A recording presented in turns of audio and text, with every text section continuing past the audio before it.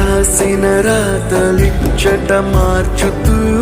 మార్చుతుంటే నేలపైన వింతలన్నీ నింగి కన్నుతో చూడరా ఈశ్వరా పరమేశ్వరా చూడరా ఎటు చూడరా మసకబారిన కంటి పాపకి ముసుగు తీసే వెలుగులాగా కాలమడిగిన కఠిన ప్రశ్నకు బదులువై